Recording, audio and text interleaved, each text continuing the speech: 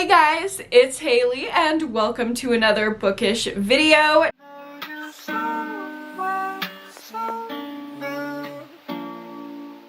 Today I'm going to be getting into my most disappointing reads of 2024. I love filming these superlative videos because I just feel like it's a really great way to wrap up the year. This is in no way intended to be hateful at all. We're gonna save the hater mode for my worst books of the year video because I love clocking into the hater building, but today is not that day. Honestly, a lot of books on this list I didn't hate at all. A few of them I actually did enjoy or got some level of enjoyment out of them, but I did want to let you guys know the books that maybe I was hyped up for or I had high hopes for that let me down a bit. So without further ado, let's go ahead and get into my top 10 most disappointing books of 2024. Let's start out with one book that is the sequel to one of my best books of the year, and that is Iron Flame by Rebecca Yarros. Unfortunately,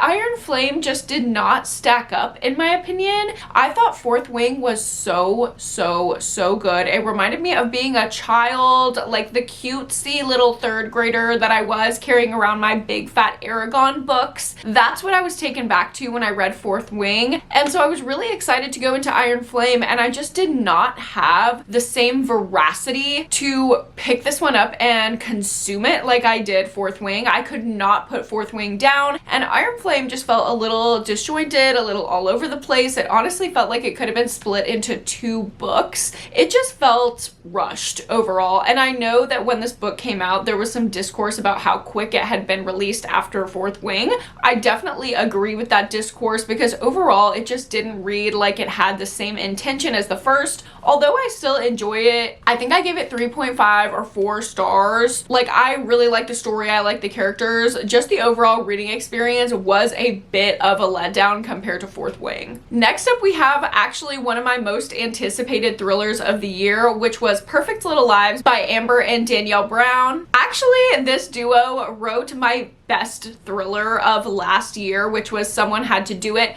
I really love their writing style. I love the rich people drama and the scandal paired along with the social commentary that they had in Someone Had to Do It. I was really looking forward to more of that in their next release, but I fear they were gotten by the curse of the second book because this one was supposed to be a suburban mystery exploring the link between two people from their past and how it's destroying their lives in present day. But what I got was like a weird romance that lacked any chemistry at all and a super boring, disjointed plot. I really didn't like this one. I ended up giving it a 2-star, and I was so disappointed because I loved their first book and I know that they can write better than what the story was. I will be highly anticipating their next book to see where it goes. But as for Perfect Little Lives, I would say you can skip it. I was pretty disappointed. Next up, we have a dark rom-com, serial killer rom-com. This one is so popular. Don't get mad at me for saying this, but I was extremely disappointed in Butcher and Blackbird. I read this one in a dark romance vlog, and I really liked everything that I read for that video except for this book, and this was probably my most highly anticipated book for that vlog. I was so shocked that I didn't enjoy it. It just read like someone who thinks that darkness makes them quirky and they want to be quirky so bad. Like,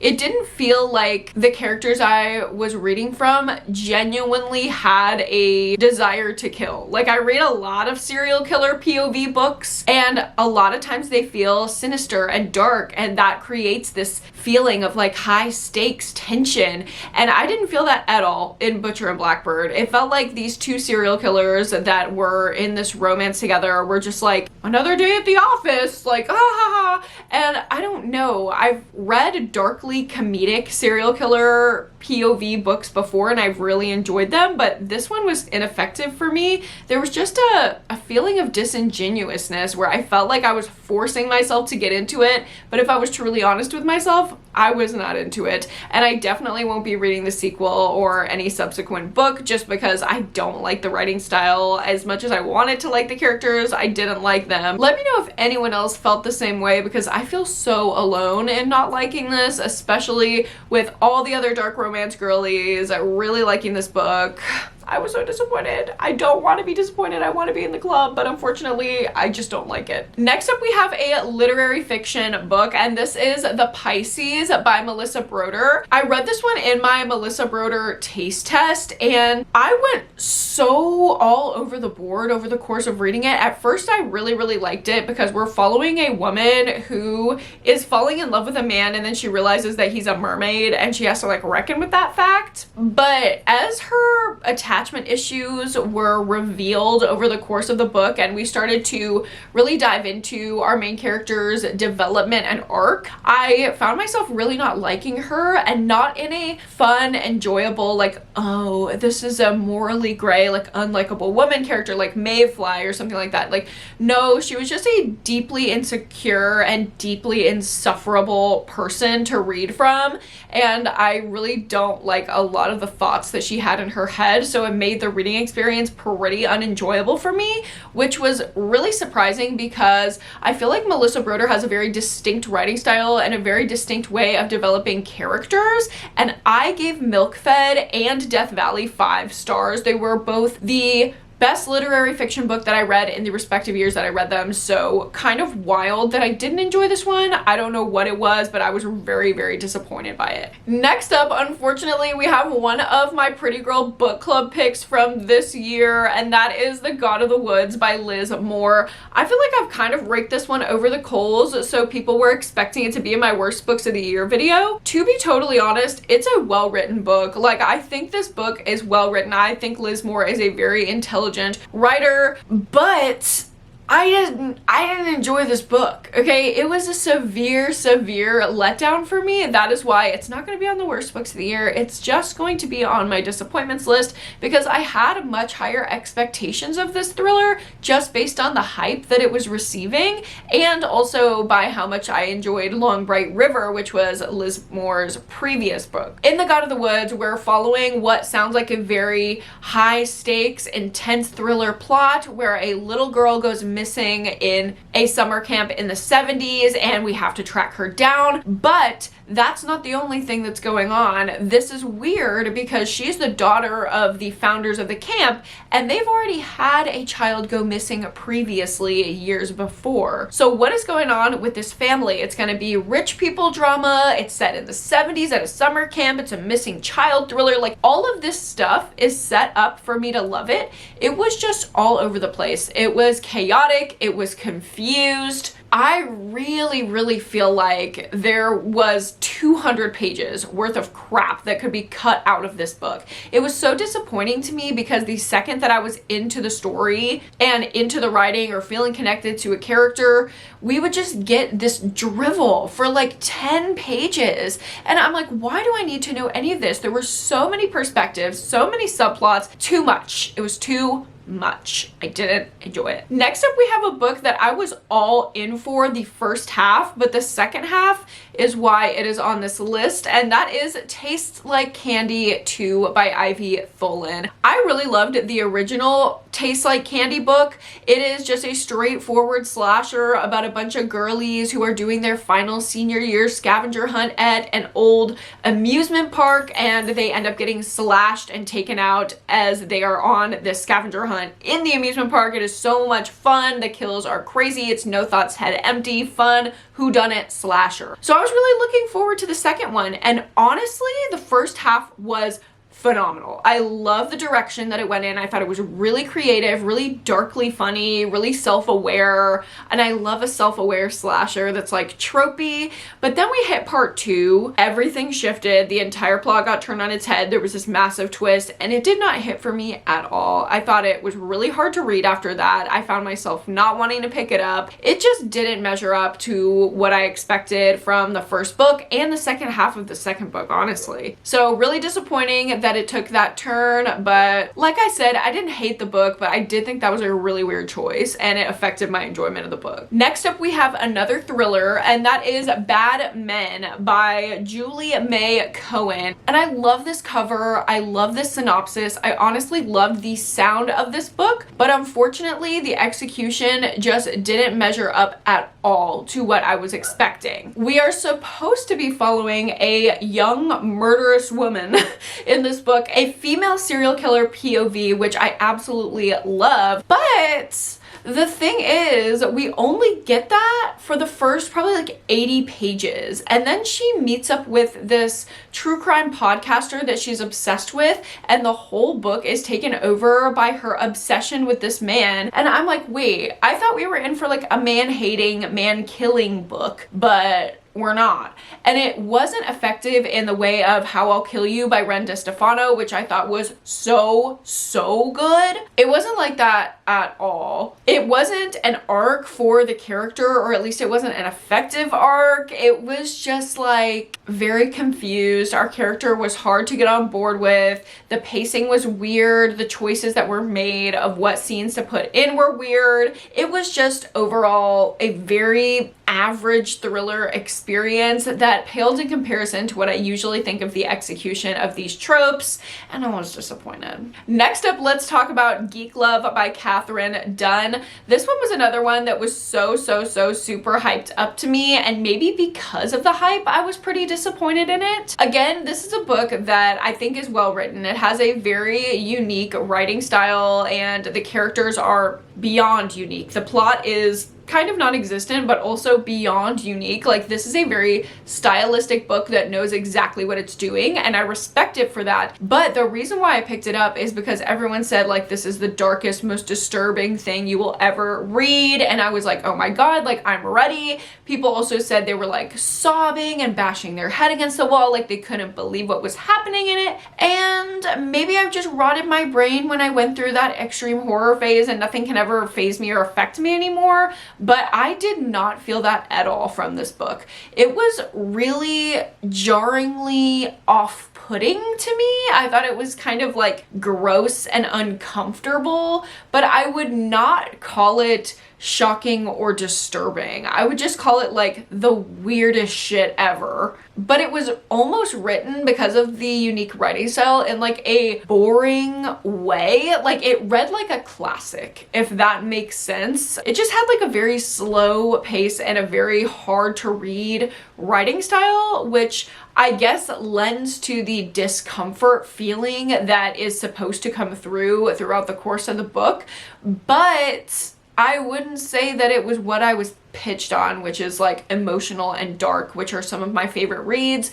I just don't think that this one was for me. I wouldn't trust the reviews that say that this is like so dark, disturbing, intense, emotional. Like, it definitely is a lot quieter than the reviews make it seem. So I was pretty disappointed, but I don't know how much of that is the book's fault versus my expectations. Getting into my last couple disappointing reads here, we have The Bitter Truth by Shanora Williams. This was another one of my most anticipated thrillers of the year. However, it just didn't hit like I know a Shanora Williams thriller can hit. The Perfect Ruin was one of my favorite thrillers of last year, and it is a perfectly executed bitch I'm gonna steal your life thriller. So I was really excited to see another one of those from Shanora Williams. We're following a politician's wife in this book who she knows she's being cheated on, and there's this whole thing with the other woman, and it's like a back and forth scandalous rich people drama, political intrigue, bitch I'm gonna steal your life. Just so much fun that I love in a thriller. However, the twist didn't hit in this one, and it was just like very average and underwhelming